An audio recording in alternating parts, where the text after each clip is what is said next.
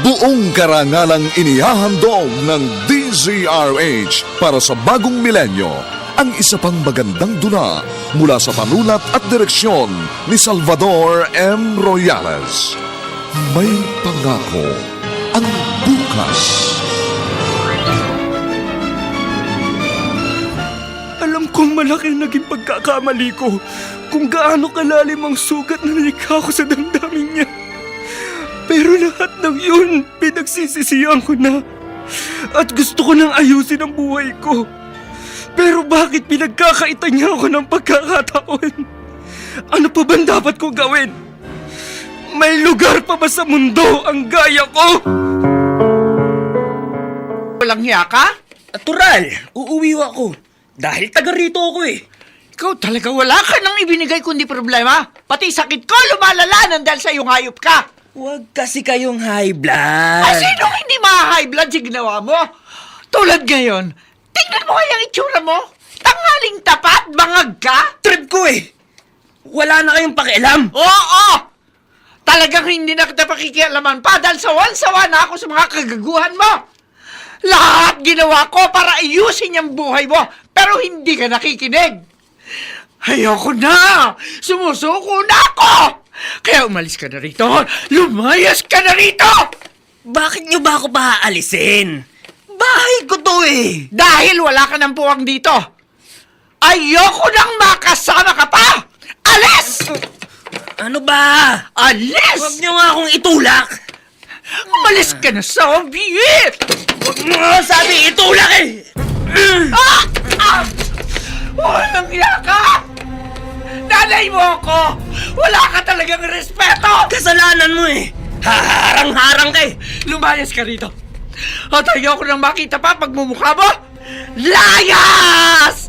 Kung dati nagawa pa kitang intindihin, hindi na ngayon! Kaya mula sa araw na ito, wala ka ng karapatang tumira dito! At kalilimutan ko ng anak kita!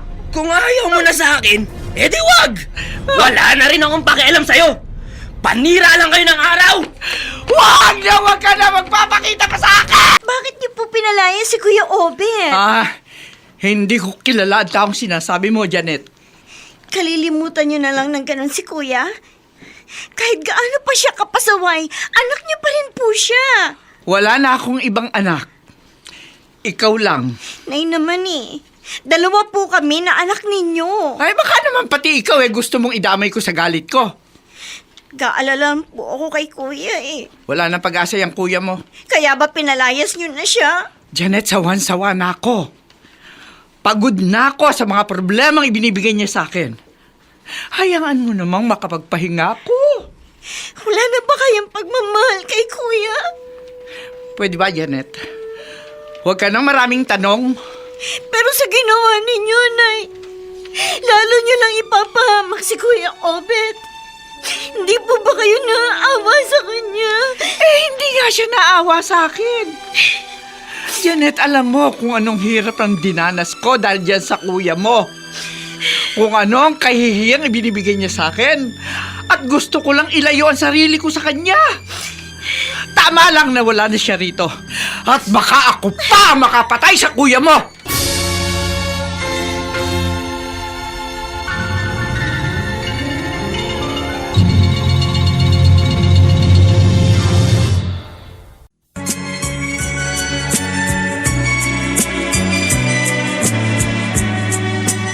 At ngayon, balikan natin ang tampok na kasaysayan sa ating dulang.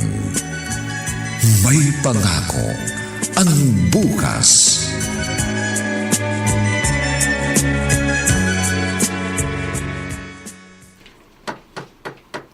Nariyan na! Oh, Angie, ikaw Janet, pala. si Aling Rosenda, ang inay mo? Ay, wala siya umalis. Bakit? Ang Kuya Obet mo, inaresto ng mga pulis. Ano? Oo, may ginawa kasing kalokohan. Lulong sa droga. Tapos may tindahang pinasok at pinagnakawan. Ha? Baka kung ano gawin ng mga pulis sa kanya. Lalo na't bangag ang kuya mo nang mahuli. Bakit? Basta! User lang si Kuya. Hindi siya nagtutulak ng droga. Kaya nga, dapat puntahan niyo agad sa presinto. Kailangan niya ng tulong. Wala na siya maaasahang tulong galing kay Inay, Angie. Ha?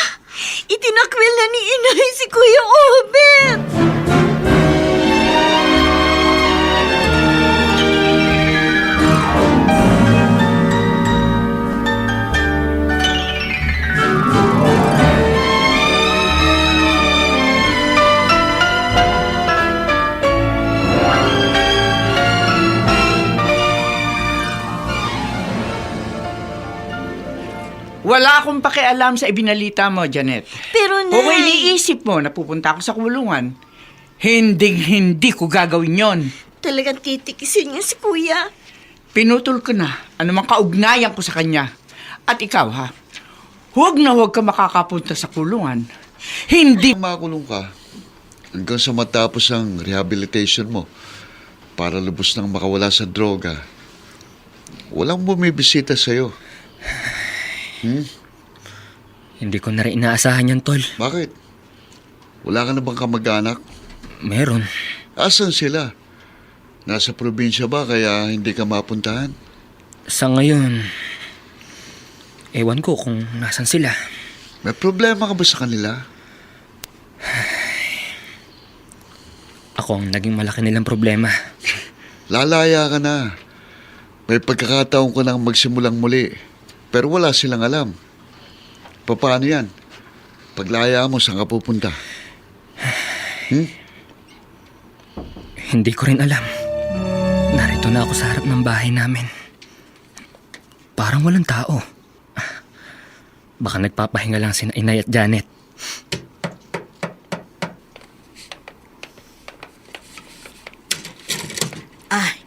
Sinong kailangan nila? Po? Sabi ko, sino kailangan mo? Ano po? Anong ano? Siguro yung dating nakatira dito yung pinuntahan mo, anak. Opo, nasaan po sila? Alam niyo po ba?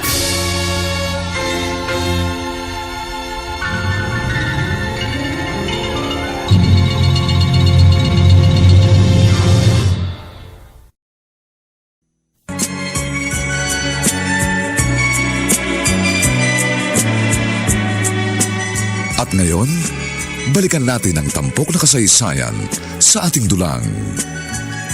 May pangako ang bukas.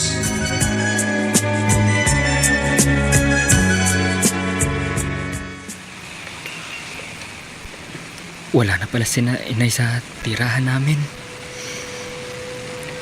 Umalis na sila roon ni Janet. At wala nakakaalam kung saan lumipat ng tirahan. Pagkatapos kong makulong ng halos 1 taon at nakalaya na rin ako sa droga, wala na pala akong babalik ang pamilya. Tuluyan nila ako kinalimutan.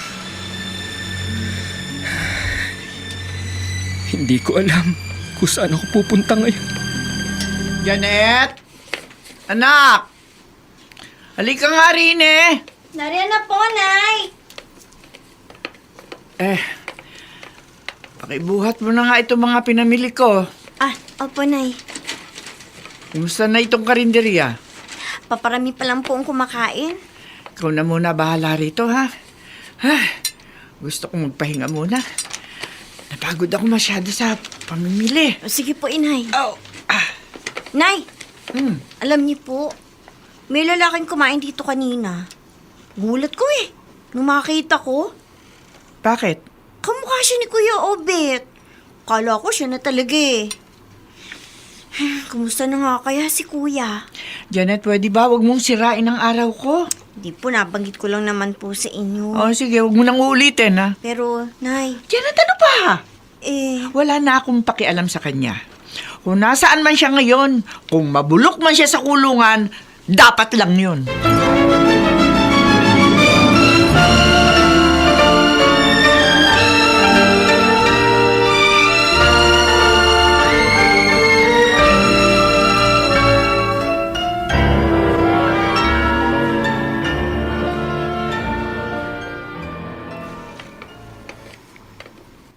Obet? Ikaw ba yan? Oo, Gomer. Tol, long time no see. Di ba nakalaboso ka? Oo. Minalas eh. Ba't nasa labas ka na? Malaya na. Bagong obet na. Talaga lang ha? Oo. Mahirap ang pinagdaanan ko eh. Ba't narito ka sa kalye? Di ka pa ba muuwi?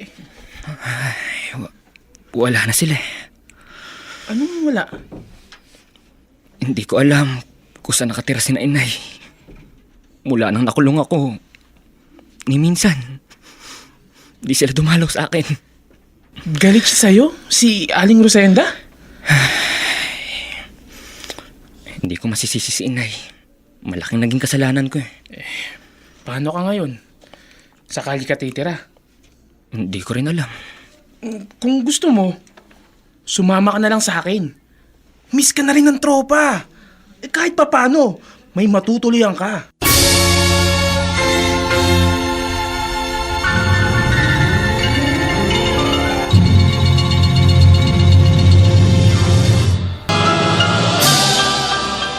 Buong karangalang inihahandog ng DZRH para sa bagong milenyo ang isa pang magandang dula mula sa panulat at direksyon ni Salvador M. Royales.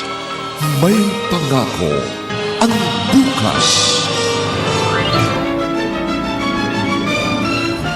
Alam kong malaki ang naging pagkakamali ko kung gaano kalalim ang sugat na nalikha ko sa damdamin niya. Pero lahat ng yun, pinagsisisihan ko na. At gusto ko nang ayusin ang buhay ko. Pero bakit pinagkakaitan niya ako ng pagkakataon? Ano pa bang dapat kong gawin? May lugar pa ba sa mundo ang gaya ko? Sabi ko, sumama ka na lang sa akin. Pero Gomer, Sabi mo wala kang mapupuntahan. Hindi mo alam kung saan ang nanit kapatid mo. salamat na lang.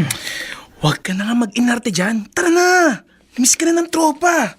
Para makasama ka uli namin sa gimmick. Hahanap na lang ako ng ibang matutuluyan. Ito lang KJ mo ha. Ikaw na nga ang niyaya. Ikaw pang tumatanggi. Kuwan kasi. O bakit? Ayaw mo na kaming kasama? Basta, salamat na lang. Bahala ka. Hindi ako luluhod sa harap mo para pakiusapan ka. Ikaw lang iniisip ko. Kaya nga thank you na lang. Ako nang bahala sa sarili ko. Sige. Basta kung magbabagong isip mo, alam mo kung saan ako pupuntahan. Pasensya na. Ayos lang. Pero alam ko, magkikita at makakasama ka ulit namin, Obet. Para tuloy ang ligaya.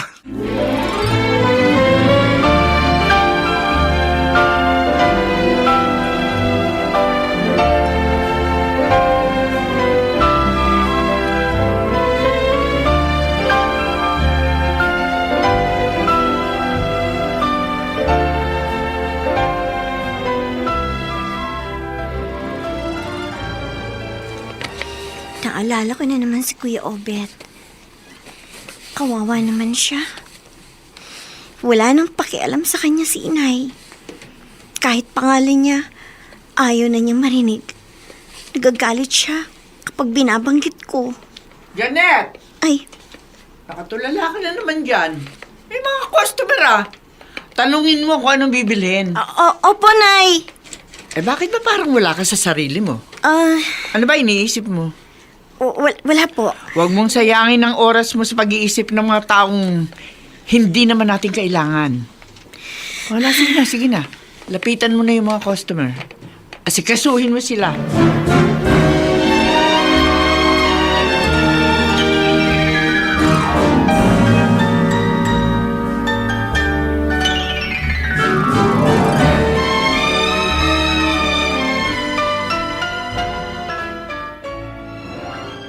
Wala kang maipapakitang clearance man lang? Barangay clearance, police, NBI?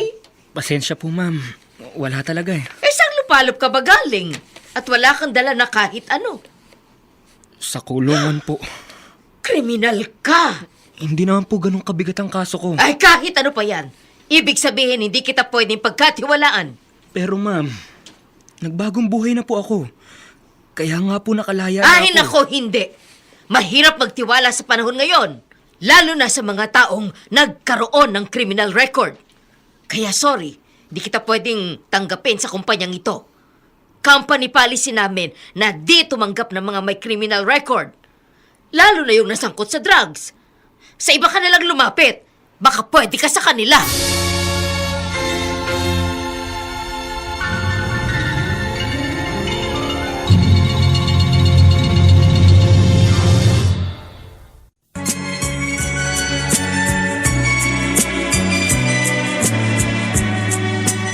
At ngayon, balikan natin ang tampok na kasaysayan sa ating dulang.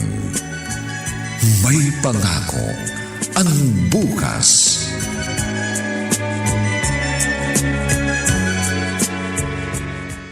Ayoko nang bumalik sa dati kong mga kaibigan na naging dahilan kung bakit nasira ang buhay ko. Ngayon nag-uumpisa akong buuin ulit ito. Ayoko nang makasama pa sila. Gusto ko nang tuluyang ayusin ang buhay ko at makasama ulit ang mga mahal ko sa buhay. Wala akong ibang mapuntahan. Kaya sa lugar na to, sa tahanan ng Diyos, dito muna ako. Napakabigat ng pinagdadaanan ko ngayon. Pero naniniwala ako na hindi niya ako pababayaan. Panginoon, Diyos ko, hindi ko po alam kung ano ang gagawin ko. Sa'yo po ako lumalapit. Nakikiusap ako. Kayo na pong bahala sa akin. Alam ko pong naririnig niyo ang pagsamo ko. Kailangan ko po ang tulong niyo. Nais ko pong ganap na ayusin ang buhay kong minsan ay naligaw ng landas. Mukhang okay itong nilipatan nyo, Janet. Medyo. Kasi kahit paano, nakapagbukas kami ni inay ng maliit na negosyo. Mukhang marami lagi kumakain. Okay lang naman. Ay, siya nga pala. Kumusta na Kuya Obet mo? Wala pa rin kaming balita. Hindi man lang kayo nakabisita sa kanya? Ayaw ni inay eh. Talagang itinakwil na niya ang kuya mo? Ewan ko ba?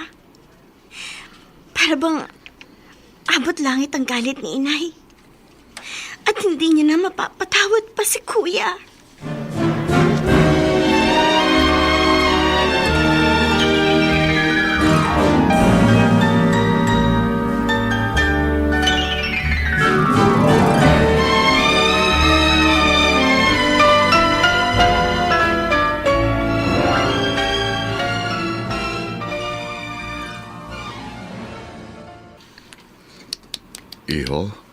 Iho.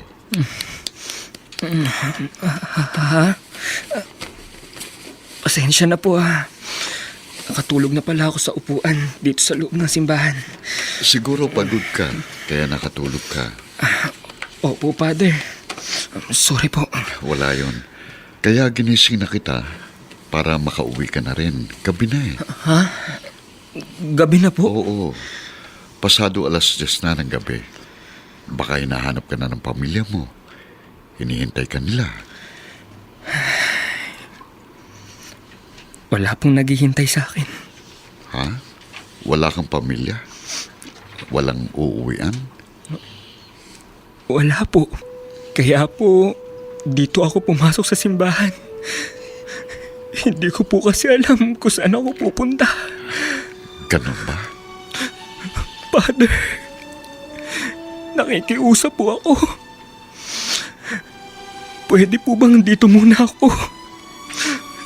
Kahit po maging tagalinis nitong simbahan.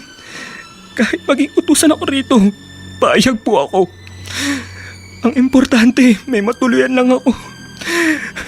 Wala na po kasi akong mapupuntahan.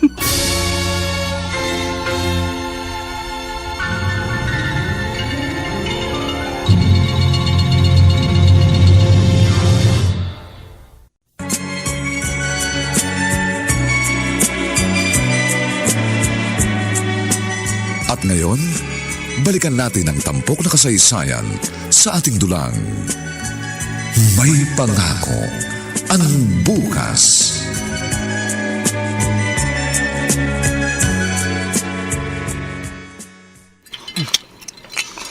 Iho, dahan-dahan lang ang pagkain. Wala namang aagaw sa'yo niyan. Pasensya na po Father Emilio. Ikalawang araw na po na halos daw makakain ng maayos Kaya gutom na gutom po ako. Sige, kumain ka lang. Pero huwag kang magmadali. Maraming salamat po, Father, ah. Pumayag kayo na dito muna ako. Nagkataon kasi na umalis na rin yung aming kasama rito na tagalinis. Marahil ipinahintulot ng Diyos na mapadpad ka rito. Dahil nangangailangan ka ng matutuluyan. At kami naman, nangangailangan na makakasama dito sa simbahan. Oo nga po, Father. Teka saan ka ba? Sa kagaling? Sige na. Ituloy mo na muna ang pagkain. Marami pa namang oras para magkwento ka sa akin.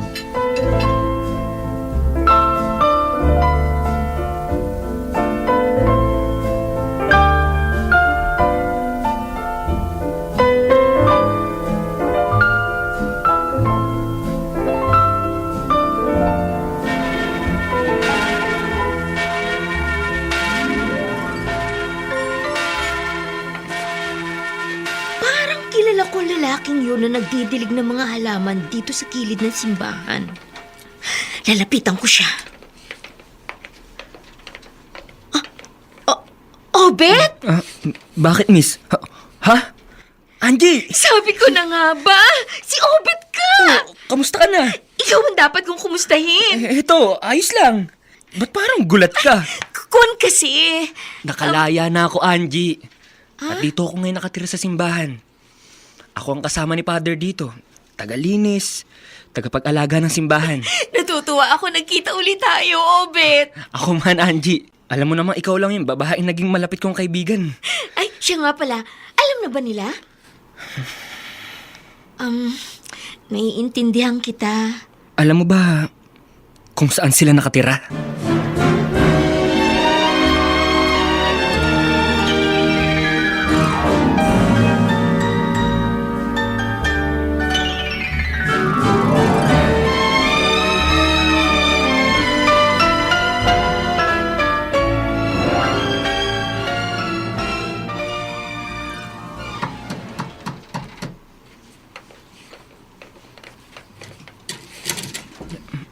Janet. Kuya! Kuya Obet! Janet! Kapatid ko! Kuya Obet, salamat nagbalik ka na. Miss na kita, Kuya. Si Inay! Buhay ka pa pala. Inay! Anong ginagawa mo rito? Narito po ako para... Hindi ka na namin kailangan dito. Pero Nay! Isara mo na yung pinto, Janet. Sabi ko, isara mo na yung pinto. Hindi pwedeng pumasok sa bahay natin ang isang kriminal.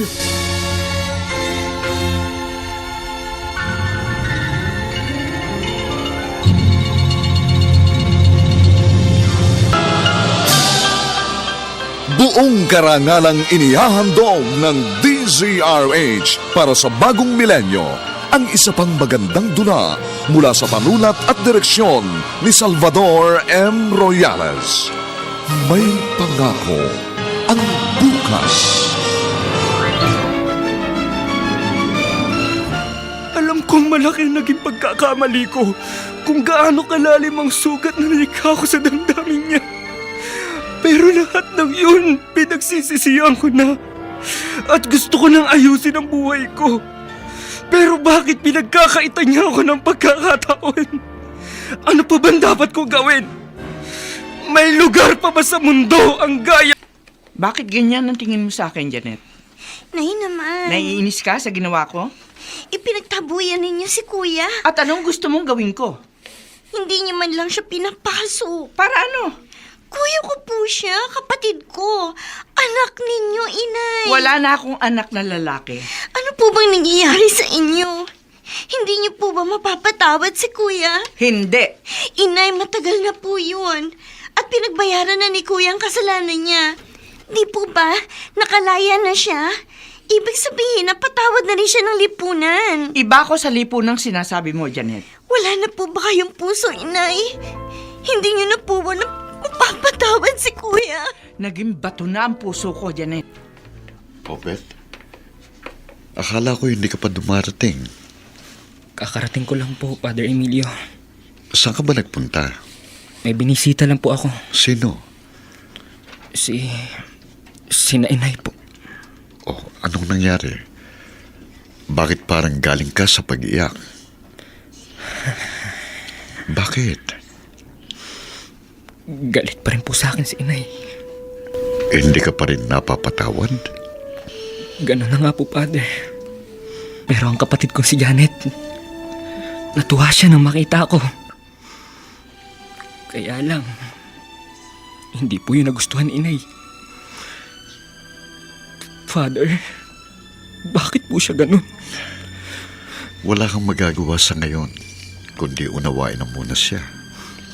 Pinagsisisihan ko na pong kasalanan ko. Pinagbayaran ko na rin. Pero bakit po siya ganun? Hindi ba niya ako kayang patawarin? Ano pa bang dapat kong gawin para mapatawad niya? Kailangan bang mawala ako para mapatawad lang niya? Kung mawawala ka, paano mo pa makikitang pagtanggap niya? O ba't kailangan mo maghintay? Dahil hindi lahat ng bagay ay nakukuha sa madaling paraan. Bawat bagay ay may tamang panahon.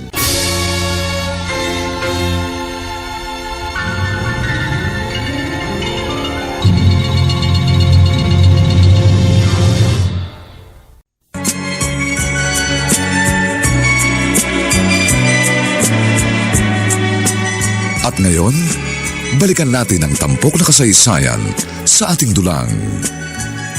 May pangako ang bukas.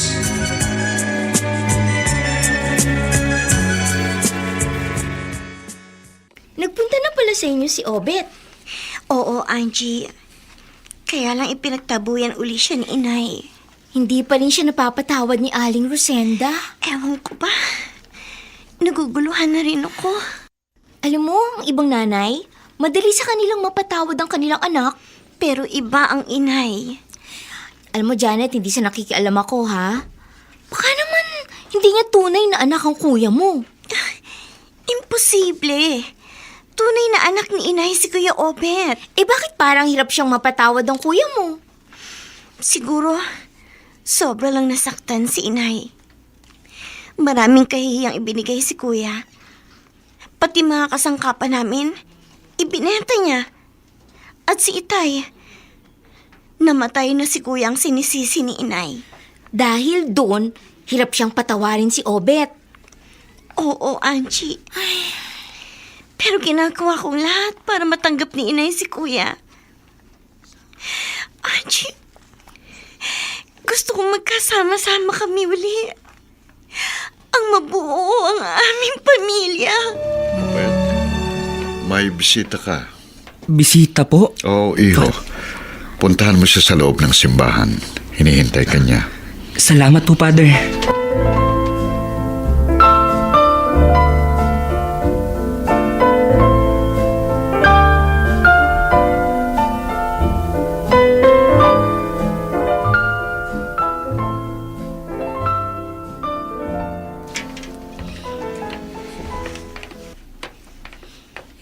Kuya Obet!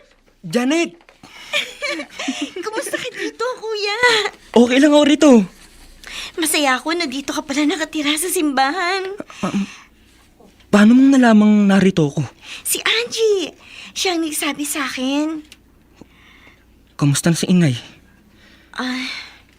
Kuya, pasensya ka na sa kanya, ha? Wala kang dapat ipaliwanag. Naiintindihan ko siya. Ginagawa ko naman ang lahat para pakiusapan siya. Kaya lang hindi ko rin siya maintindihan eh. Bakit hindi ka niya magawang patawarin at kalimutan ang naging kasalanan mo? Sana, Kuya, tuloy-tuloy na yung pagbabago mo. Oo, Janet. Marami akong naintindihan na makulong ako. Nakita kong mga bagay na dapat kong pahalagahan.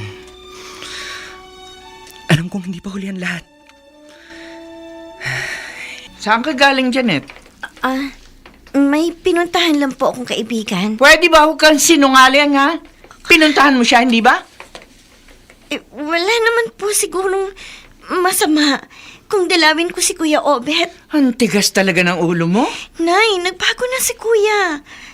Alam niyo ba kung saan siya nakatira ngayon? Sa simbahan. Naglilingkod siya doon. Para patunayan na pinagsisisihan niya ng lahat ng kasalanan niya. At dahil doon siya nakatira, gusto mo paniwalaan kung matino na siya, ganon? Bakit po ba kayo ganyan, inay? Sagad na sa butong kasamaan ng kuya mo. Hindi na siya magbabago pa. Bakit sinasabi niyo yan kay kuya? Maawa naman kayo sa kanya. Patawarin niyo na siya. Hindi ikaw ang napahiya. Hindi ikaw ang nagdusa sa lahat ng kasalanan ginawa niya. Kaya wag mo akong turuan ang dapat kong gawin.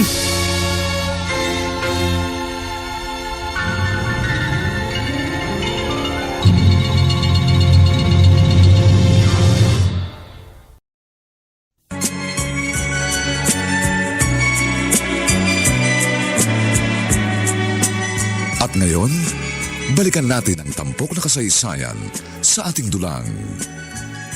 May pangako ang bukas.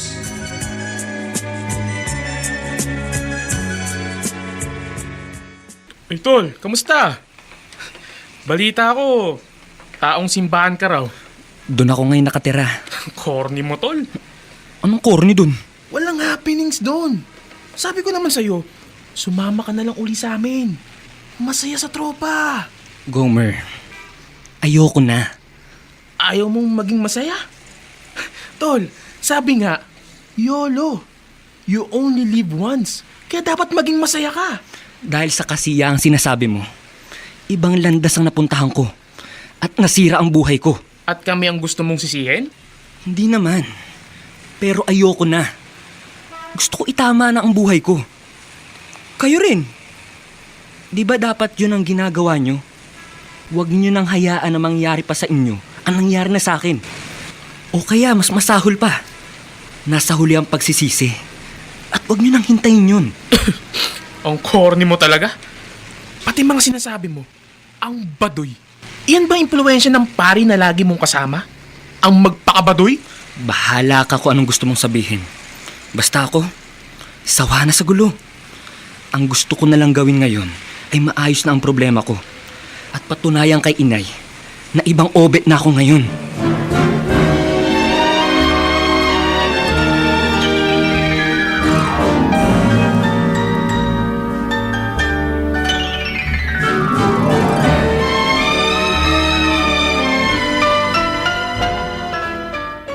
Pumayag si Father na subukan ko ulit mag-apply ng trabaho. Sabi niya, hindi naman lahat ng kumpanya ay gaya ng mga na-applyan ko dati.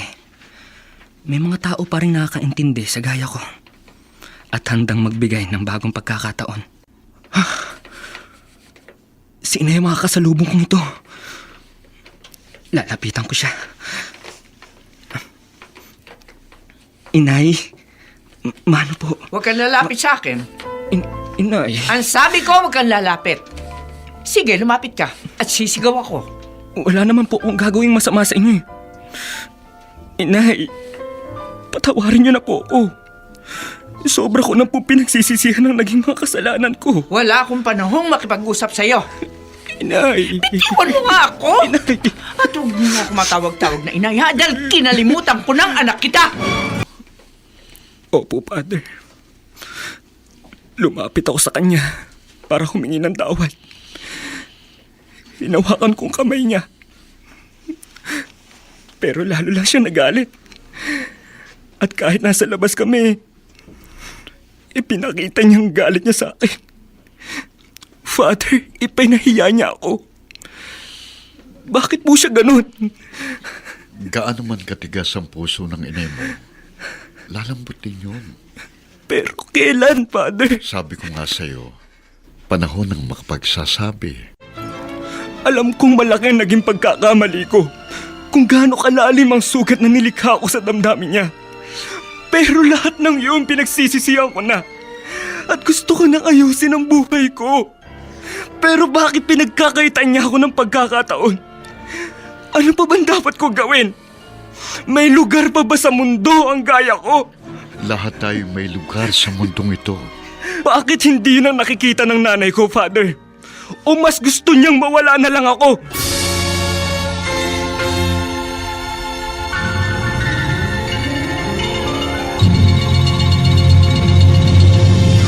Ang laman, ay muling mabuhay ang dugong nananalaytay sa mga ugat at unti-unting mauusal ang mainspirasyong mga katagang may pangako ang bukas. May pangako ang bukas. Isa na namang natatanging dulang pangradyo na inyong aabangan at kalulugdan, mag-iiwan ng mga magagandang halimbawa at aral. May pangako ang bukas.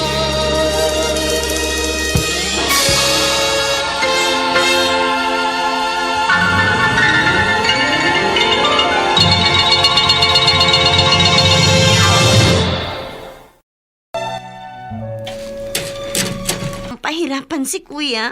Bakit ka ba nakikialam, ha, Janet? Naawa na po kasi ako sa kanya, Nay. Hindi ang gaya niya ang dapat kawaan. Wala na po ba kayo natitirang pagmamahal sa kanya? Naubos na. Eh di respeto na lang. Eh bakit ba kinakampihan mo siya? Sincero si kuya na baguhin ang buhay niya, Nay. Lahat ginagawa niya. Pero hindi na maibabalik pa ang lahat ang nawala dahil sa kagagawan niya. Tama po kayo, Nay. Hindi na maibabalik pa yun. Kaya nga, paano ko pa siya mapapatawad? Ano po bang gusto niyong gawin niya para mapatawad ninyo siya? O, di ba, Janet? Tama na itong usapang ito. Dahil walang patutunguhan ng pagtatalo natin. Inay, gusto ko lang maintindihan. Eh, ano bang malabo sa'yo? Bakit natitiis niyo ng ganon si kuya? Dahil sa laki ng kasalanan niya. Ang ibang nanay, kahit gaano pa kalaki ang kasalanan ng anak, napapatawad. Bakit kayo hindi? Anak niyo po ba si kuya? Tama na. Tama na! At ayoko nang kukwestiyonin mo pa ang mga desisyon ko. Dahil naguguluhan ako, Alam Inay. ko ang ginagawa ko. Kaya huwag ka na lang makialam. Oh, heto malamig na tubig. Minom ka muna. Salamat, Angie. Kasagutan na naman kayo ng inay mo. Oo. Malabo siya. Hindi sana nakikialam ako, ha? Pero totoo yung sinabi mo. Hindi ko rin maintindihan ang inay mo. Gusto ko rin paniwalaan na hindi siya anak ni Inay.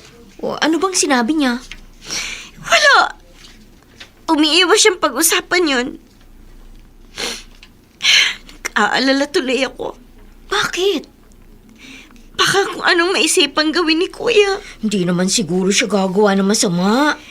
Isa pa, naroon siya sa simbahan. Alam ko na lagi siyang napapayuhan ni Father para tumatag at hindi mawala ng pag-asa na mangyari ang inaasam niyang pagpapatawad mula sa iyong inay.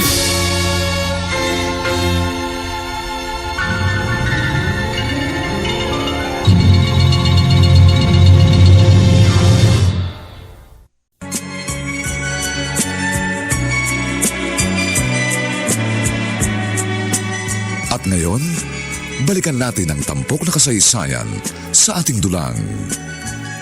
May pangako ang bukas.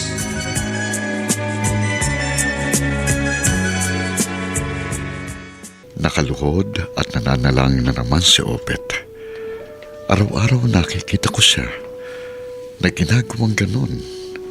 Hindi siya nagsasawa at hindi napapagod na tumawag at humingi ng tulong sa Diyos. Tamang kanyang ginagawa. Basta't magtiyaga lang siya, pasasaan ba? Diringgin ng Diyos ang kanyang ipinapanalangin. Father, kayo po pala. Nakatulog ka na naman pala dito sa loob ng simbahan. Pasensya na po. Nakita kita kanina na nananalangin. Opo, Father. Kaya lang, hindi ko namalayan na nakatulog na pala ako.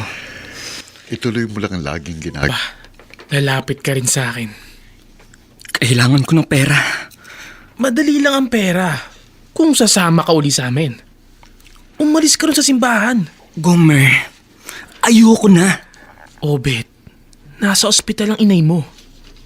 Saan ka ngayon kukuha ng pera? Kami ang makakatulong sa'yo. Pero, sa isang kondisyon. Babalik ka sa tropa at tutulungan kami sa aming racket.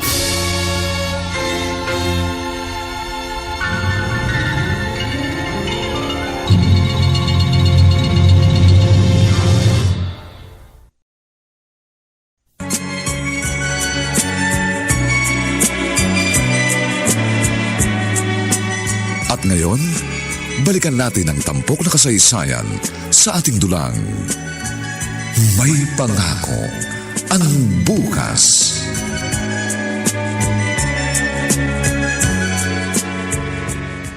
Obet, hindi ka na dapat lumapit pa sa kanila. Sinubukan ko lang naman humingi ng tulong, Father. Tutulungan ka nga nila, pero may kapalit. Yun nga po eh. At ang nais pa nila, gumawa ko ulit ng masama. Ibig nilang ibulid ka uli sa paggawa ng kasalanan. Kaya nga ho, dinanggihan ko na. E paano kantut? Wala pa rin pagbabago. Hirap pa rin siya magsalita. Malaki ng bill niya dito sa ospital. At araw-araw nadaragdagan. Nasabi ko na kay Father ang problema natin. Nakakaya sa kanya kung pati si Father madadamay na sa problema natin. Wala tayong magagawa. Kuya, ayoko mawala si Inay. Kahit hindi kami nagkakaintindihan ni Inay, hindi ko rin kaya mawala siya. Kailangan ko ang pagpapatawad niya. Obet, pwede namang ipagpabukas mo na lang ang paglilinis ng simbahan. Ngayong gabi na lang po, Father. Para hindi ko kailangan gumising ng maaga. Ikaw ang bahala. Ako'y magpapahinga na. Sige po, Father. Huwag kang gaanong magpapakapuyat, ha?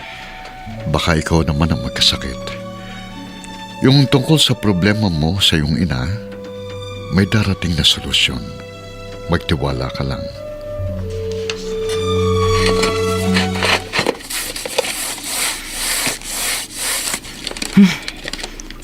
Ano to?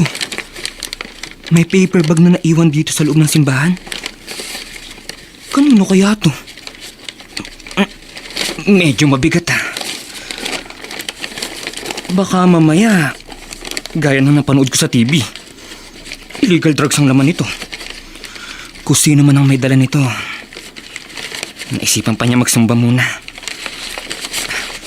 Titignan ko na lang ang laman nitong paper bag. Ha? Diyos ko! Anong ibig sabihin nito?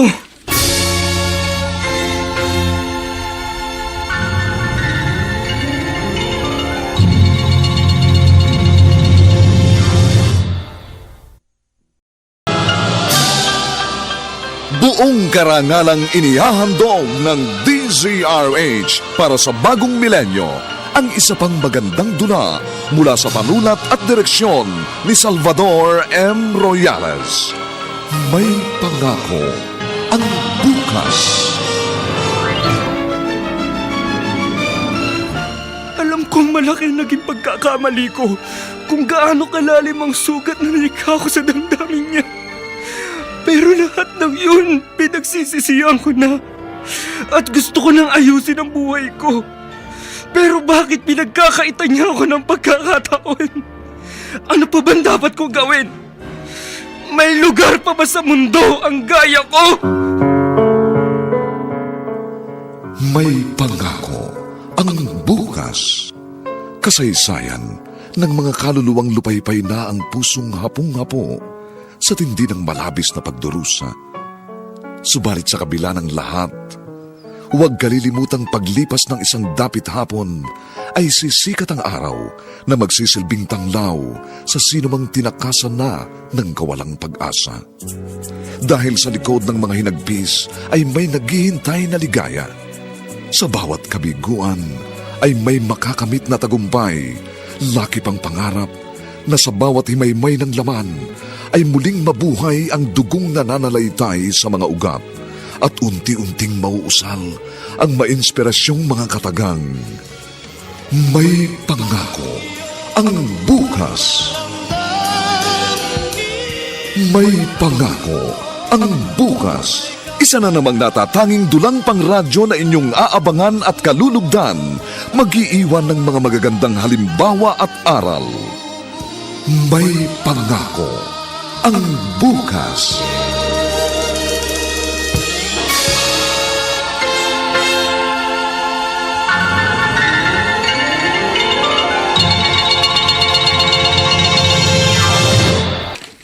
Ang daming pera!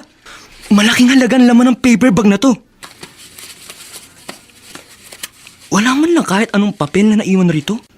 O anumang ID ng pagkakakilanlan ng nakaiwan nito. Sobra-sobrang laman nito para sa pagpapagamot ni inay. Di kaya ito ang sinabi sa akin ni Father na ibibigay ng Diyos ang sagot sa problema ko?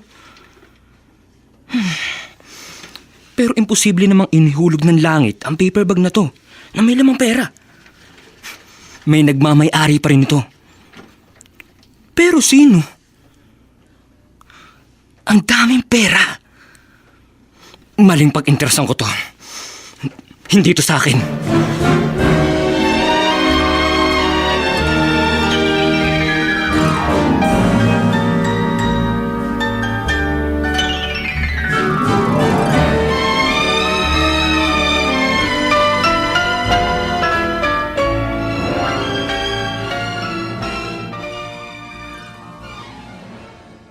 Father? Father? Father?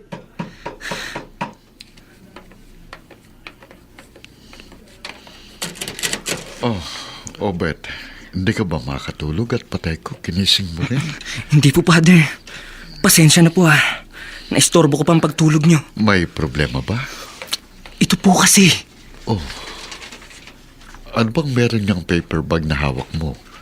Ito po, Father. Maraming pera.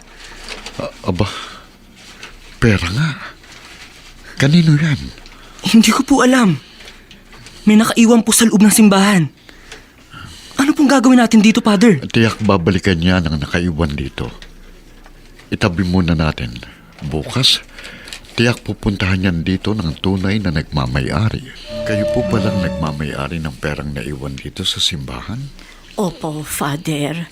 Kalahating milyon ang halaga noon. Pampasweldo sa mga empleyado ko at pambayad sa aking kliyente. Ganun po ba? Tumaan kami dito ng kasambahay ko para manalangin. Pag-uwi namin, hindi niya maalala kung saan niya ibinaba ang paper bag. Kung saan-saan kami naghanap.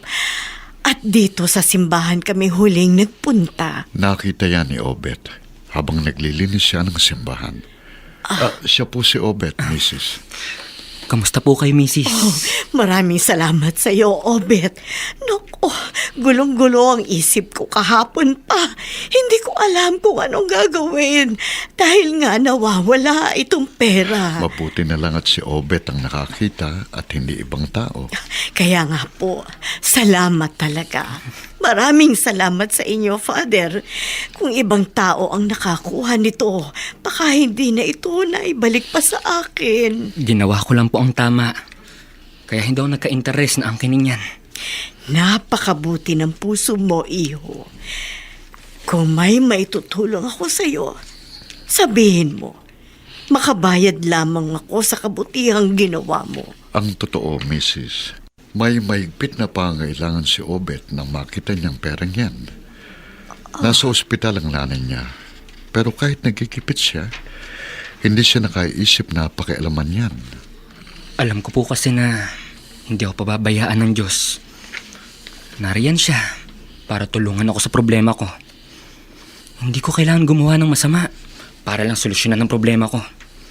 Wala ring saysay yun kung galing yun sa paggawa ng kasalanan. Baka lalo lang hindi gumaling si inay.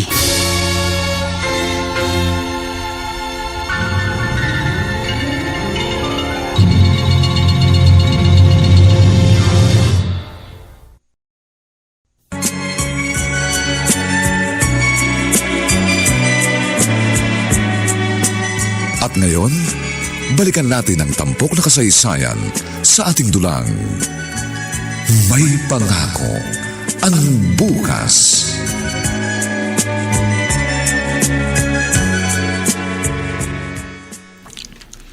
Nay? Janet, anak, Bakit po, Nay? kailan ako lalabas sa ospital? Gusto kong umuwi. Hindi pa po pwede, Nay. Ayoko na dito. Mahal dito. Mahal ang bayad. Kung ilalabas ko po kayo, baka kung anong mangyari sa inyo, Nay. Okay lang. Alas mo na ako dito. Hindi po, Inay. Kailangan po kayong gumaling.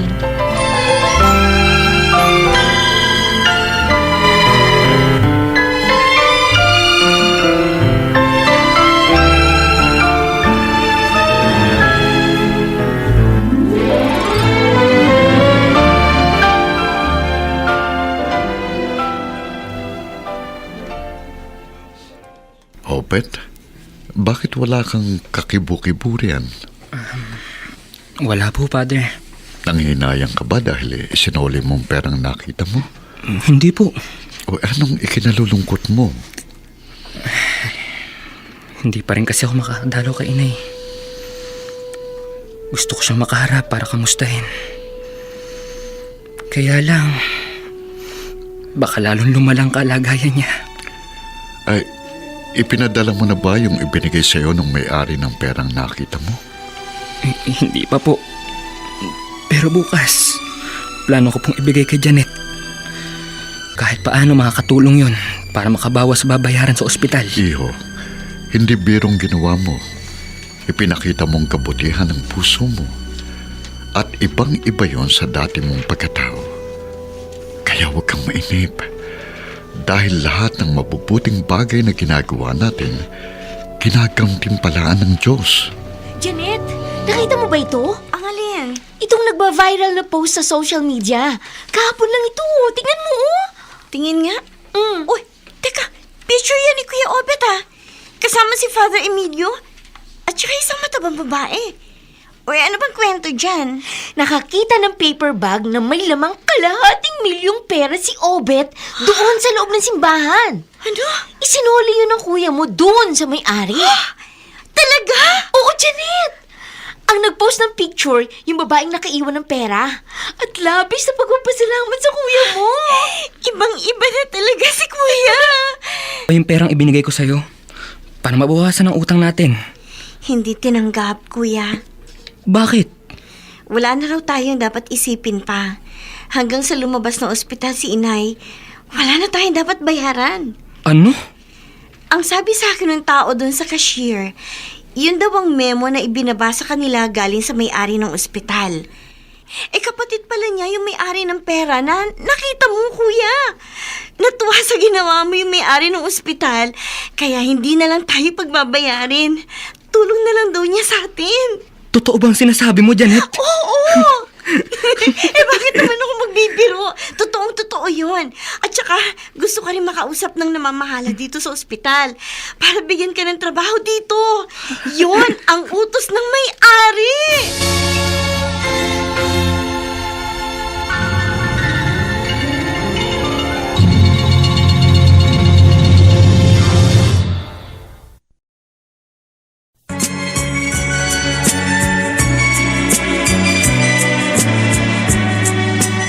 At ngayon, balikan natin ang tampok na kasaysayan sa ating dulang. May pangako ang bukas.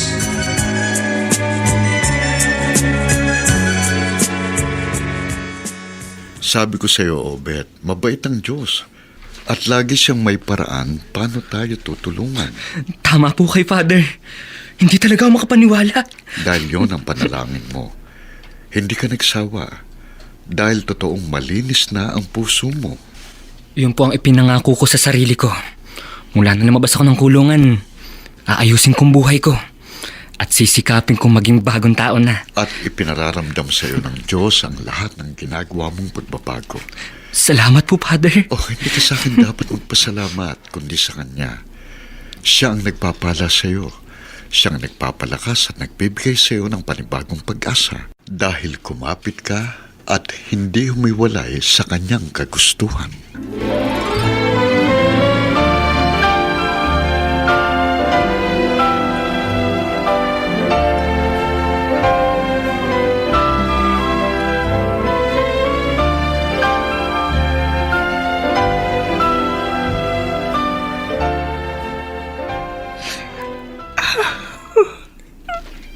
Nay, umiiyak pa kayo.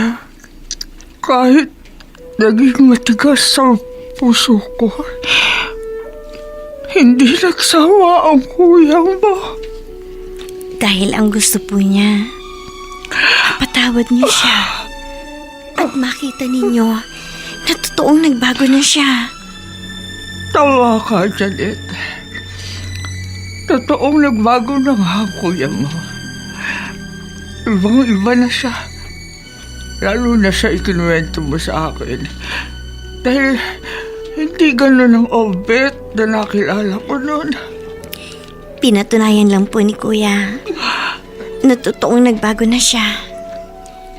Kinalimutan niya ng lahat ng maling nagawa niya noon. At hindi ko yun agad pinaniwalaan. Kundi pinairal ko ang galit. Ang pagkasuklaw sa kanya. Pinag-isiwa ko pa na hindi mo siya kawatin. Mahal na mahal ko rin ang kuya mo. Masakit din sa akin na tikisin siya. Kaya lang, paraan ko yun para tiyakin na nagbago na siya. Kung merong una nasasaktan sa maninikis ko, ako yun, Janet. Dahil parang dinurog ang puso ko tuwing magsasalita ako ng masakit sa kanya. Sana, ako naman ang mapatawad na kuya mo. Dahil sa maninikis ko at pagpapahirap sa damdamin niya.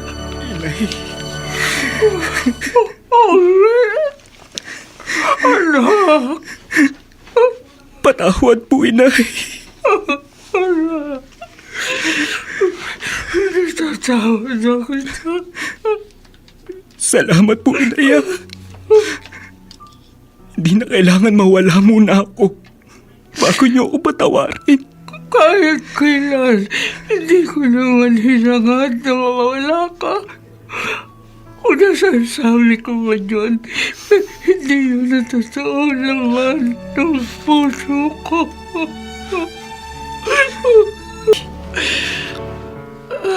Mabubuo muli ang pamilya natin. Minsan mang naligaw ako ng landas. Sinikap kong ituwid yun. At ngayon, narito na ulit ako. Isang anak na handang maging gabay niyo. At hindi ko kayo pababayaan ni Janet. Ako pong bahala sa inyo. Para sa isang magandang pangako ng bukas.